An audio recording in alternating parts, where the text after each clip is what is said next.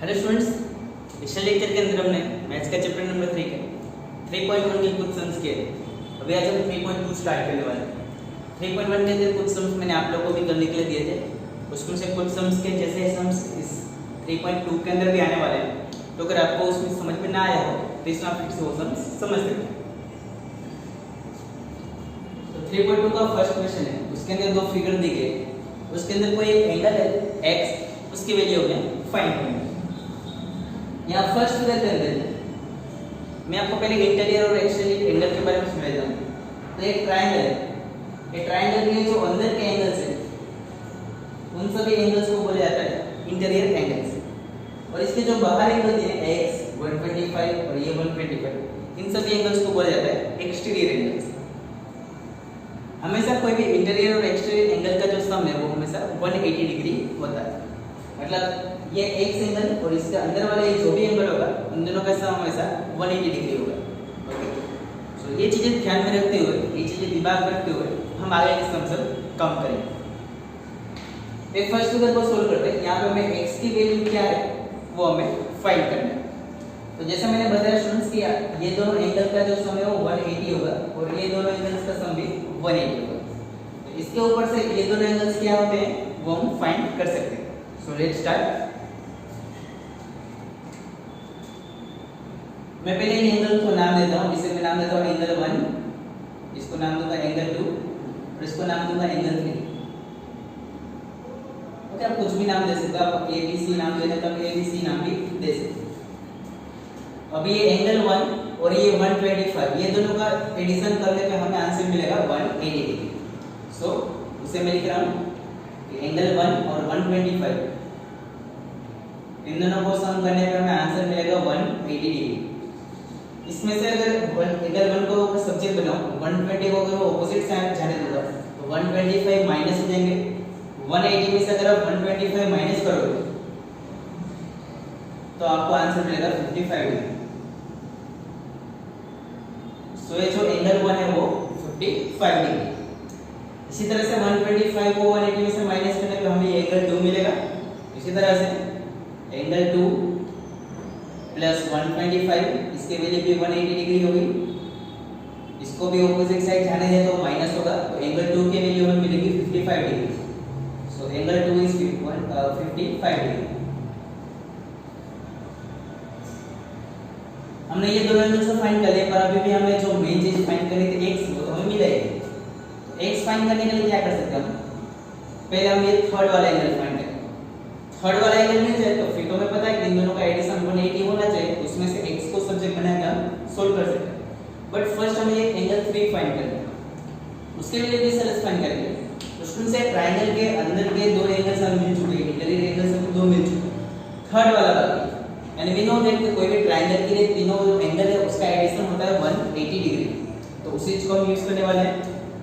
Triangle के लिए angle 1 plus angle 2 plus angle 3, इन सभी का एडिशन होना चाहिए 180 डिग्री। इसके अंदर एंगल 1 की जो वैल्यू है वो है 55 डिग्री, एंगल 2 की वैल्यू है 55 डिग्री। इस तरह से एंगल 3 की वैल्यू हमें मिल जाएगी।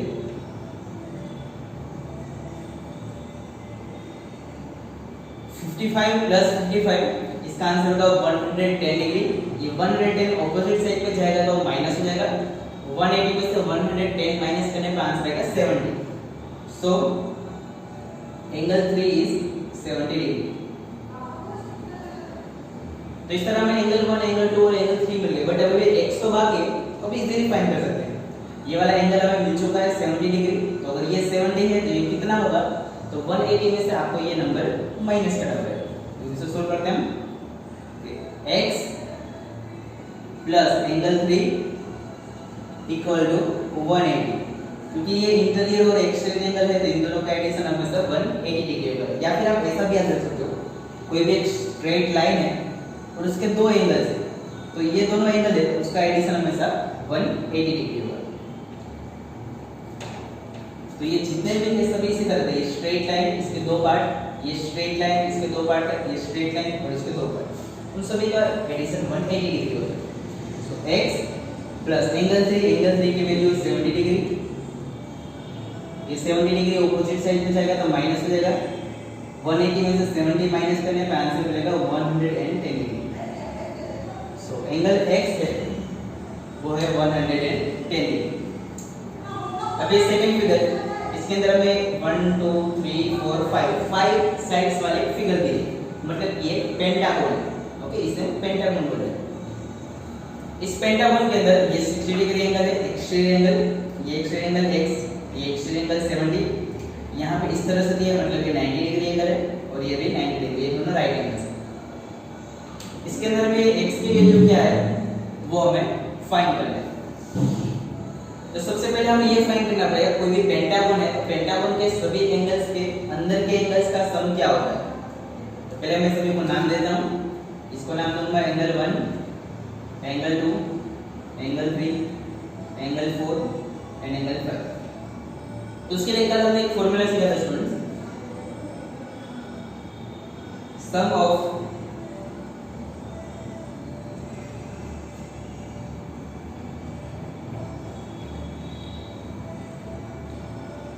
Angles of a polygon. उसका फॉर्मूला था n-2 into 180 डिग्री। ये फॉर्मूला हमें मिल सकता है कि जितने साइड्स है उसमें से 2 माइनस करो और फिर आपको उसे मल्टीप्लाई करना होता है 180 के साथ। तो यहाँ पे टोटल 5 साइड्स है, इसलिए 1 की जगह मैं 5 पुट करूंगा। 5 - 2, 5 - 2 का आंसर होता है 3। 3 को 180 से मल्टीप्लाई करने पे आंसर मिलेगा 540 डिग्री। इसका मतलब इसके जो अंदर के सारे एंगल्स हैं, तो यहाँ पे मैं ऐसा लिखूं सम ऑफ इंटीरियर एंगल्स, थोड़ा perfect, sum of interior angles. अभी ठीक है, sum of interior angles of polygon, किसी पॉलीगन के लिए इंटीरियर मतलब अंदर वाले जो है 1 2 3 4 और 5 है, इन सभी का सम होना चाहिए 8 - 2 into 180। इसको सोल्व करने पे हमें आंसर मिला है 540 डिग्री।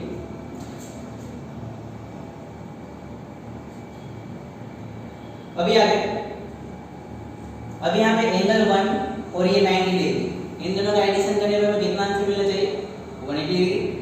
इस तरह से इन दोनों का एडिशन करने पे 180 मिलना चाहिए, ये दोनों का एडिशन भी 180, इन दोनों का एडिशन 180 और इन दोनों एंगल्स का एडिशन भी 180 डिग्री होना चाहिए। गुड, चलिए हम इसे यूज करते हैं। लेट मी चेक, यहाँ पर हमें कोई एंगल दिया है नहीं, मैं सिर्फ क्वेश्चन में चेक कर लेता हूँ।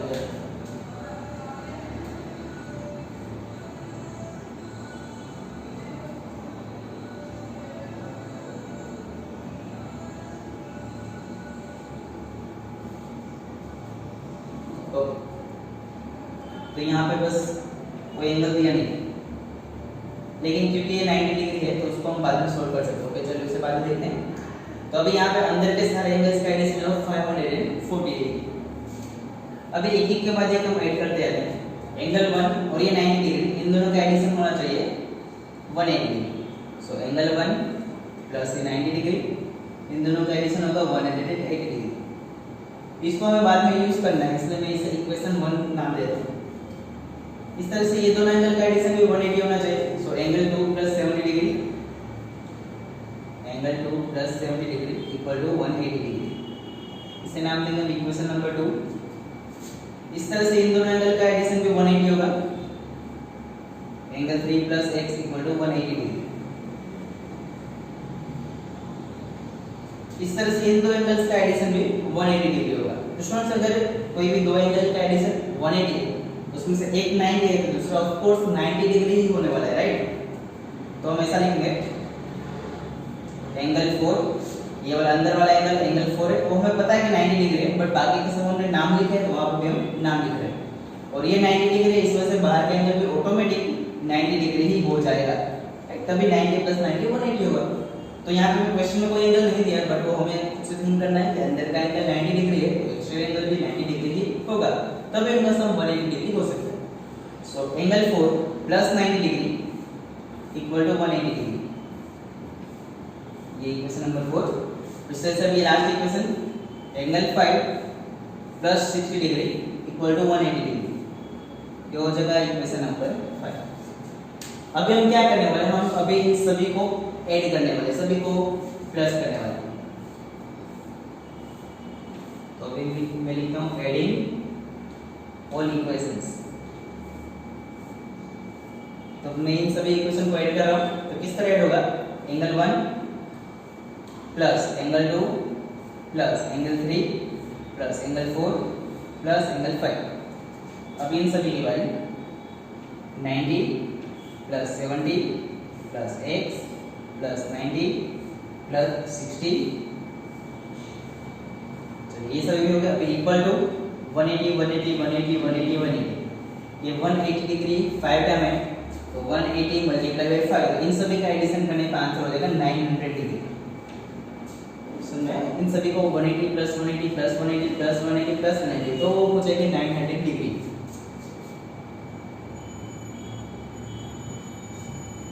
अब स्टूडेंट्स ये एंगल 1 से लेकर एंगल 5, मतलब ये सारे इंटीरियर एंगल्स हैं, angle 1 plus angle 2 plus 3 plus 4 plus 5, और इसके लिए सभी इंटीरियर एंगल्स का जो एडिशन है वो 540 डिग्री। इसका मतलब angle 1 plus angle 2 plus angle 3 plus angle 4 plus angle 5, इन सभी का आंसर होना चाहिए 540 डिग्री।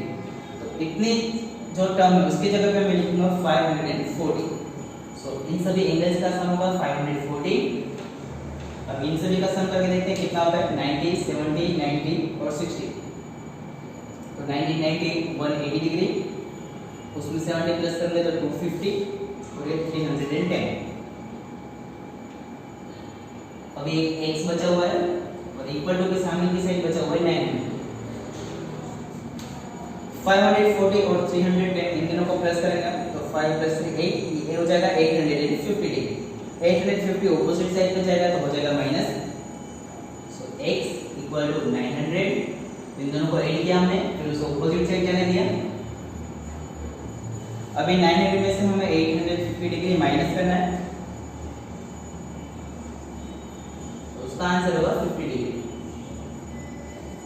इस तरह से ये जो एंगल x है वो एंगल होना चाहिए 50 डिग्री।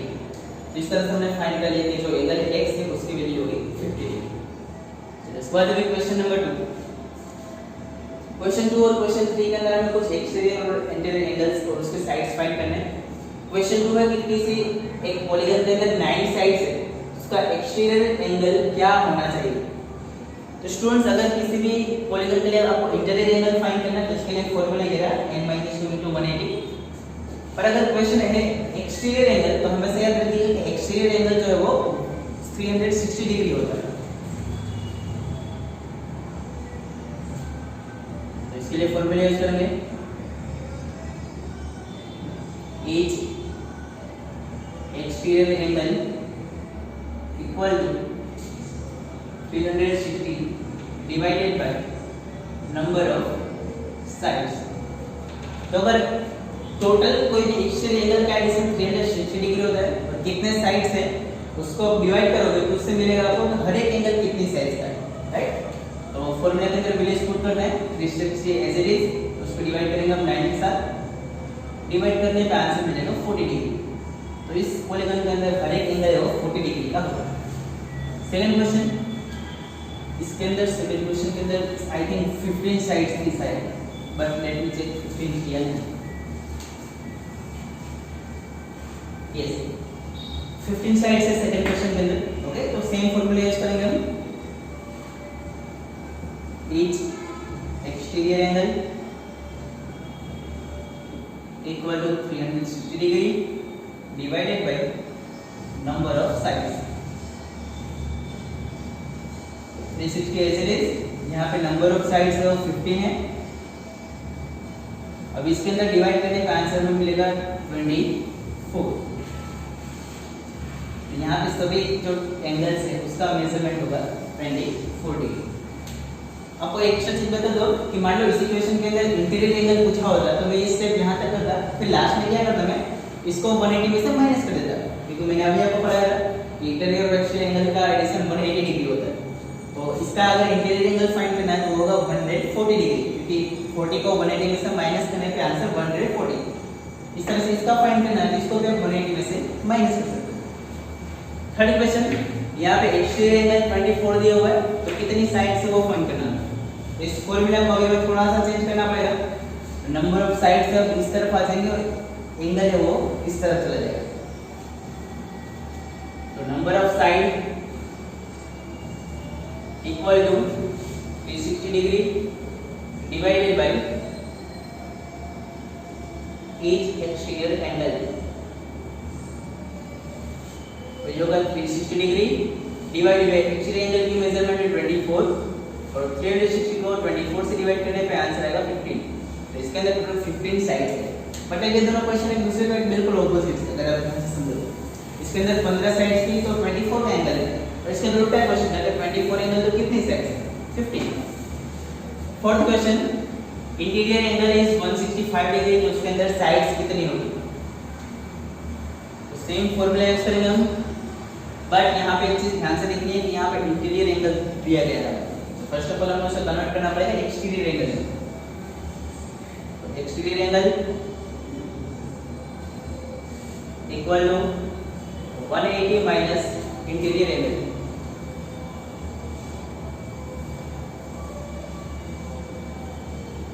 तो ये जो 165 दिया है उसे 180 में से माइनस करेंगे हम, माइनस करने पे हो जाएगा 15 डिग्री।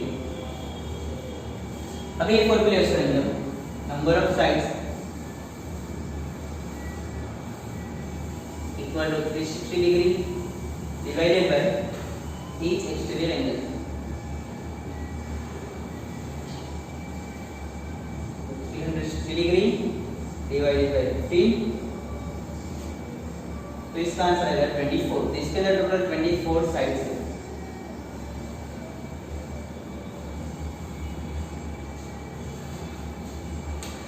तो जब भी आपको एक्सटीरियर एंगल दिया हो तो आपको पहले उसे 180 में से माइनस करना है।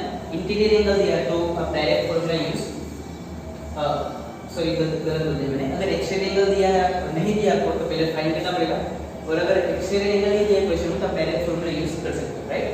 ओके चलो question number 5, is exterior angle 22 degree possible. क्या एक्सटीरियर एंगल 22 डिग्री हो सकता है? तो हो सकता है नहीं, इस तरह पता चलेगा कि आप उसे 360 से डिवाइड कर सकते हो नहीं। अगर किसी भी नंबर को आप 360 से डिवाइड कर सकते हो तो पॉसिबल है। तो 360 को आप 22 से डिवाइड नहीं कर सकते। 360 डिवाइड बाय 22 करोगे तो आपको लास्ट में कुछ रिमाइंडर बचेगा, इसलिए हम इसमें लिखेंगे नो, ये पॉसिबल नहीं। तो क्या ये इंटीरियर एंगल हो सकता है? इंटीरियर एंगल किस तरह मिलेगा? तो अगर आप 22 को 180 में से माइनस करो तो आपको मिलेगा इंटीरियर एंगल। तो 180 माइनस 22 तो 148, इसको माइनस करने पे आंसर आएगा 148 सॉरी 50 158। लेकिन 158 को भी हम 360 के साथ डिवाइड नहीं कर सकते, इसलिए ये भी आंसर आएगा no. Sixth question, minimum interior angle, सबसे छोटा इंटीरियर एंगल कितना हो सकता है? तो उसके लिए हमें याद रखना है कि सबसे छोटा इंटीरियर एंगल जिसमें होता है वो होता है कोई भी एक इक्विलैटरल ट्रायंगल के अंदर। Equilateral triangle has minimum interior angle. Equilateral triangle मतलब ऐसा ट्रायंगल जिसके अंदर तीनों की तीनों साइड्स का जो मेजरमेंट है वो सेम हो। ओके, मान लो कि कोई ट्रायंगल है, अगर ये इक्विलैटरल है तो ये अगर 5 होगा तो ये भी 5 होगा और ये भी 5 होगा। ऐसे ट्रायंगल को हम बोलेंगे इक्विलैटरल ट्रायंगल। और ऐसे ट्रायंगल के अंदर जो तीनों एंगल्स हैं वो भी सेम होते हैं, और क्योंकि ट्रायंगल के तीनों एंगल का सम 180 डिग्री होता है, इसलिए तीनों एंगल 60 60 और 60 एंगल होते हैं। ठीक, तो हम आगे लिखेंगे अब equilateral triangle has minimum interior angle which is 60 degree, और उसके अंदर जो एंगल है वो 60 डिग्री होता है, इसलिए मिनिमम इंटीरियर एंगल होगा 60 डिग्री। क्वेश्चन नंबर 2, कि मैक्सिमम एक्सटीरियर एंगल कितना होता है? तो जिसके अंदर आपको इंटीरियर एंगल सबसे मिनिमम मिलेगा उसी का आपको एक्सटीरियर एंगल सबसे मैक्सिमम मिलेगा। तो फाइंड करना है कि 180 माइनस इंटीरियर एंगल 60 डिग्री, तो ये हो जाएगा 120। तो अभी मैंने आपको बताया था कि इंटीरियर एंगल में से एक्सटीरियर एंगल जाना है, एक्सटीरियर एंगल में से इंटीरियर एंगल, तो आपको 180 में से उससे माइनस करना है। So here is your answer. तो क्वेश्चन सभी आप लोग बोर्ड पे से देख के कॉपी कर लो, इतना आराम से सभी कुछ समझ लो। इसके उसके बाद के लेक्चर में हम भी इसके नेक्स्ट वाले एक्सरसाइज जो है स्टार्ट करेंगे।